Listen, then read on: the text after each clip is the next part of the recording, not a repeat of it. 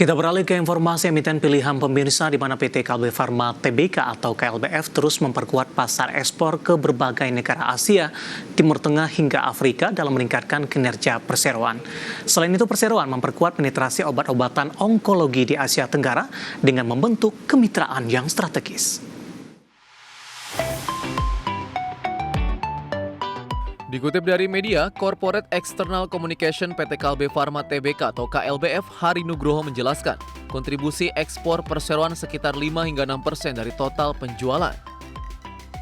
Dari sisi strategi, perseroan fokus ke negara tujuan ekspor dan membangun tim marketing serta menjalin kerjasama distribusi di negara setempat. Perseroan saat ini sedang memperkuat ekspor ke negara-negara di Asia Tenggara, merambah ekspor ke Sri Lanka dan beberapa negara Timur Tengah dan Afrika Selatan serta Nigeria.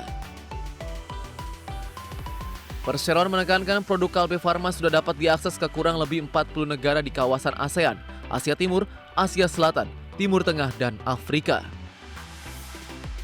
Hal ini menjadikan Perseroan menjadi perusahaan produk kesehatan nasional yang mampu bersaing di pasar internasional. Selain itu, Perseroan mengambil langkah memperkuat penetrasi obat-obatan onkologi di Asia Tenggara dan membentuk kemitraan strategis dengan Alliance Pharma Thailand. Untuk diketahui, Perseroan membukukan pertumbuhan laba bersih sebesar 18,4% secara tahunan, jadi 1,8 triliun rupiah di semester 1 2024. Kenaikan ini ditopang seluruh segmen bisnis dengan pengelolaan biaya operasional yang baik. Selain itu, penjualan bersih tumbuh sebesar 7,6% menjadi 16,3 triliun rupiah. Penurunan harga bahan baku dan pengelolaan biaya operasional turut mendukung kenaikan tersebut. Berbagai sumber IDX Channel. Secara teknikal, saham KLBF di sepanjang perdagangan hari ini terus mengalami penguatan bahkan menyentuh ke level intraday tertingginya secara year to date pemirsa, terutama di tengah pelemahan indeks harga saham gabungan yang cukup dalam di sepanjang perdagangan hari ini.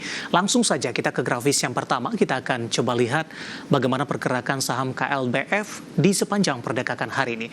Dapat Anda saksikan grafis di layar televisi Anda pemirsa, penutupan di akhir pekan lalu, tepatnya di 6 September, KLBF ditutup di 1.710.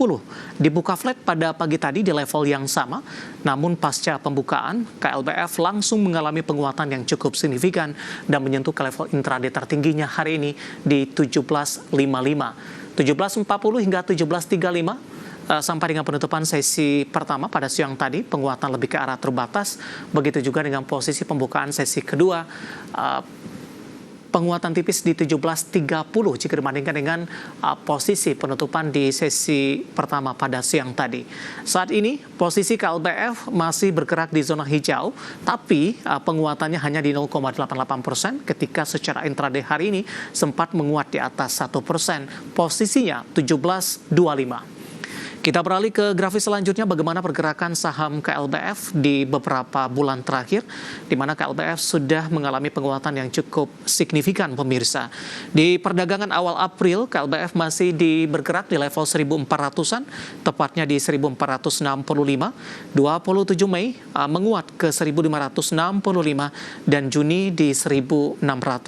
Namun di perdagangan Juli, saham KLBF kembali tertekan pemirsa, jauh di bawah 1.600-an, tepatnya di 1.440. Namun antara Juli dan Agustus, saham KLBF mencoba untuk bangkit, bahkan menyentuh ke level intraday tertinggi 17.55 di sepanjang perdagangan hari ini, intraday tertinggi 6 bulan dan juga secara year to date, meskipun di pembukaan sesi kedua penguatan lebih ke arah terbatas di 17.30 dan saat ini di 17.25. Bagaimana dari sisi valuasi dengan beberapa indikator yang ada?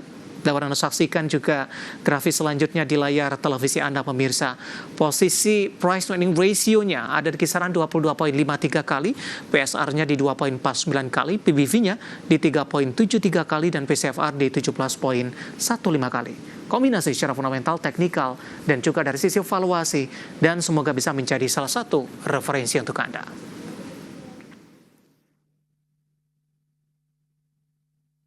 Kita akan jeda kembali dan tetap di tempat Anda. Setelah ini kita akan review bagaimana jalannya perdagangan di sepanjang hari ini, terutama indeks harga saham gabungan yang kembali mengalami koreksi yang cukup dalam. Kami akan segera kembali sesaat lagi.